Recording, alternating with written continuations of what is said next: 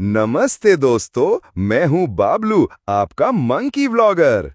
अभी मैं ऋषिकेश में हूँ, लक्ष्मण झूला के पास। फिर चलते हैं कनाताल, जहाँ से दिख रहा है हिमालय का जबरदस्त व्यू। और आज की रात चौपटा में कैंप फायर के साथ रिलैक्स करेंगे।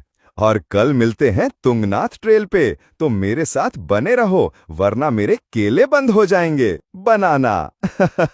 बाबलू आउट। पीस।